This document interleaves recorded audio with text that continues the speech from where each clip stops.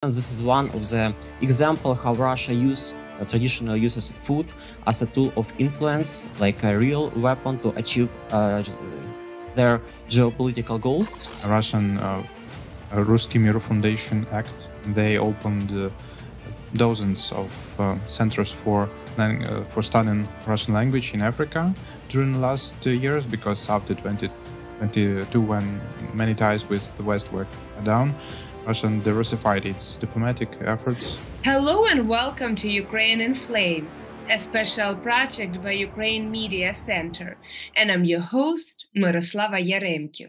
The Russians are directing significant resources to spread propaganda among economically disadvantaged countries. A large-scale information campaign in Latin America began with the launch of the Spanish-language branch of the Russia Today channel, RT, in 2009, and in Africa after the occupation of Crimea and eastern Ukraine in 2014. For the most part, residents of these countries simply do not have access to alternative sources of information about the Russian-Ukrainian war. The Russian Federation, as the successor to the USSR's diplomatic assets, has established contacts with African countries, which during the Cold War were zones of competition for influence between the Soviet Union and the United States. Today, Ukraine's diplomatic relations with African countries are minimal. Meanwhile, the Minister of Foreign Affairs of the Russian Federation, Lavrov, was embarking on a big tour of this region. So at the end of 2022, Volodymyr Zelensky identified the development of diplomatic relations with the countries of the so-called Global South as a priority. In today's episode, we're going to talk about how Russia is cementing influence in Africa and Latin America through food aid and different pro-Russian educational activities. If you want to learn more about the subject, please continue watching this video and subscribe to our channel so that you don't miss our videos in the future. The front line runs through occupied Ukrainian farmland, from which Russia and its partners have sold nearly $1 billion worth of stolen grain on the black market. The trade in looted Ukrainian agricultural products allows Russia's allies to receive funds and maintain loyalty to Moscow, even as it faces growing economic pressure. Most international buyers refuse direct deliveries of grain from the occupied territories of Ukraine in order to avoid sanctions and pressure from Kyiv.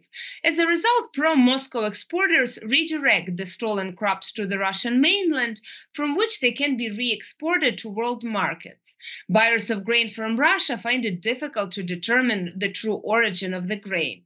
Fechko, an expert of the Latin American and Caribbean research program, will discuss how Russia buys loyalty and exerts influence in Latin America using stolen Ukrainian grain. We have been actively following the Russian propaganda machine, which has thrown all its force into the obstacle of true peace and strengthening influence in the countries of this region. Because, first of all, for Putin, the issue of supporting different dictatorial regimes in this region is very crucial to share this power, this influence in this region, geopolitical influence, and the destabilization of the situation in this region is a consequence of the powerful actions of the Russian special services, because in this way Russia manages to actively spread its influence in these countries. One very good example is Russia's support for dictatorial regime of Nicolas Maduro. After the stolen election, 28 July, we saw that Russia was one of the first countries to recognize this so-called election, recognize Maduro as the winner of this election. But even before this election, Ukrainian journalists revealed that Russia was sending a lot of stolen Ukrainian grains from the occupied territory of Ukraine, from the south of Ukraine, to Venezuela, to support Maduro from this severe humanitarian crisis the country is facing.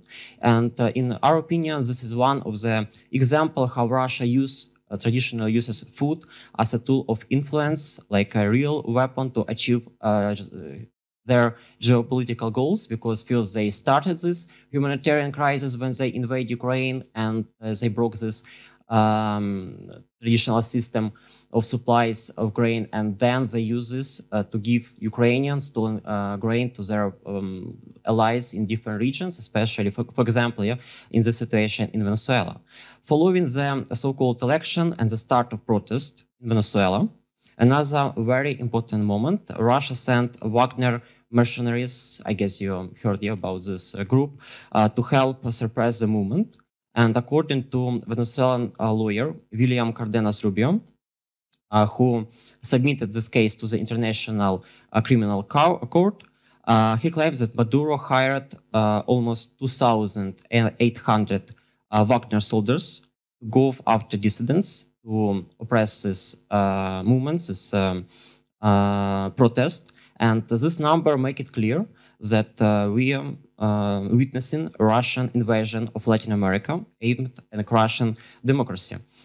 Because we saw exactly the same situation in 2019, where also there was massive protest and Russia helped Maduro this time, and now they are doing this again. And also another example of the support was when Russian warship docked in Venezuelan ports to show this loyalty, to this support also. And for example, last year, another also very important moment about this influence was conflict between Venezuela and Guyana, when Maduro intended to try this geopolitical situation to clinch to power, and naturally such potential conflicts, not only in Latin America but also in other regions, are advantageous to Russia as they divert global attention from Ukraine and undermine the world order based on the principle of the UN Charter.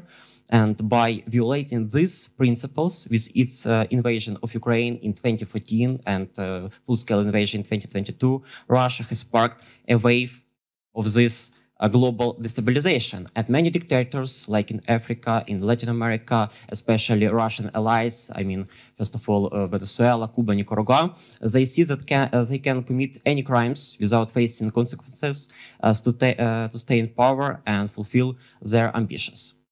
Let's see. For regions like Latin America and Africa, stability and security founded on a rules-based world order and respect for territorial integrity are crucial for development.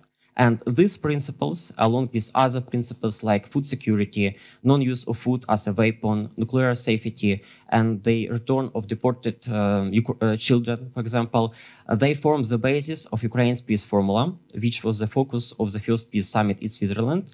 And despite very strong pressure from Russia, 10 countries from Latin America, 8 countries from Africa participated in this summit, which was a very good statement to their commitment to peace. Now we can see another threat in this regard. It's a so-called Sino-Brazilian peace plan. They proposed this year, first last year, and this year they renew it.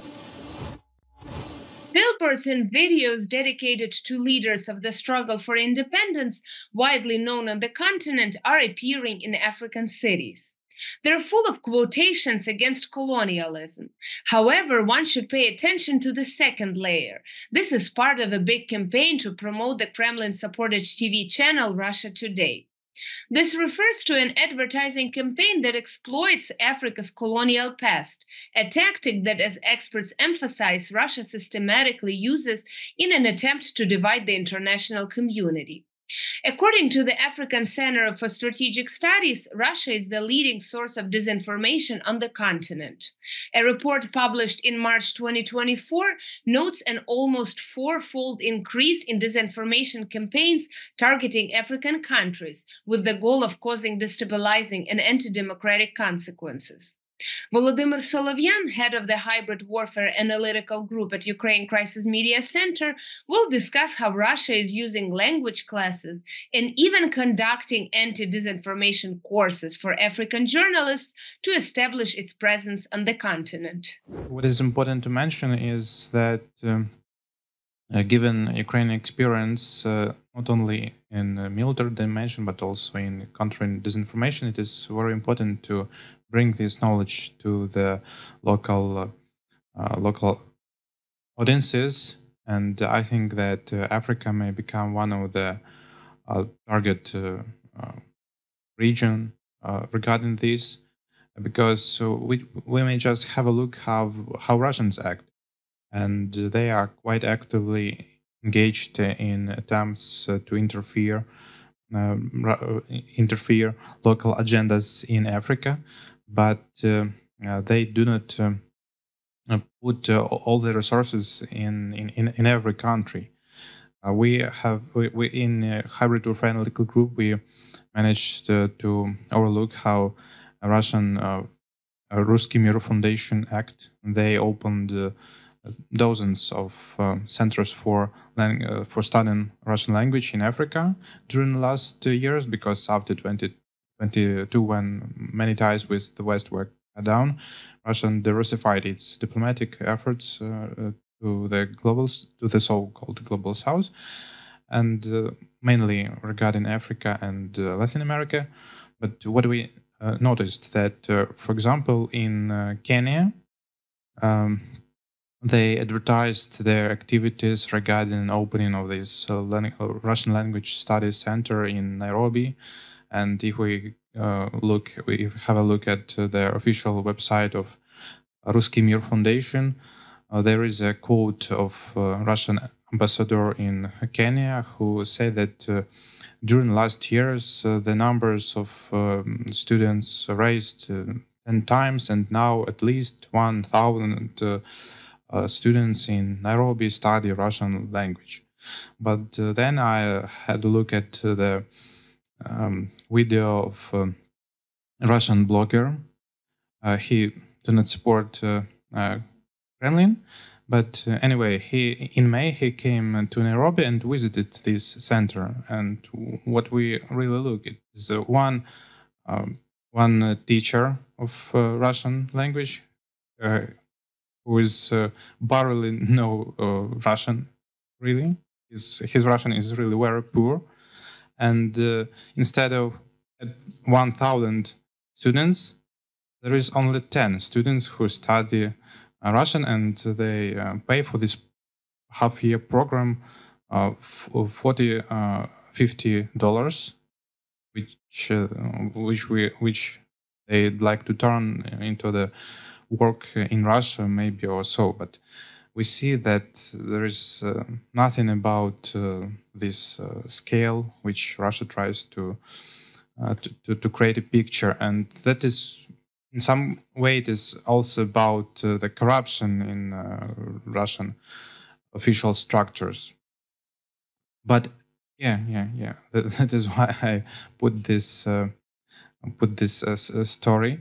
But anyway, if we look at the Sahel region, Russians act very actively there, and in comparison, they opened new Russian houses, Russian buildings there. Just several days ago, they opened in Chad quite a large building, and also they conduct very actively activities towards so-called anti-disinformation campaigns, where RT journalists are engaged in countering disinformation of Western agencies like Deutsche Welle, CNN, BBC, etc. You've been watching a special project by Ukraine Media Center dedicated to the Russian-Ukrainian war, Ukraine in Flames. In the description under this video, you can find information on how you can help Ukraine fight Russian aggression. If you find our work useful, please like and share this video. Slava Ukraini!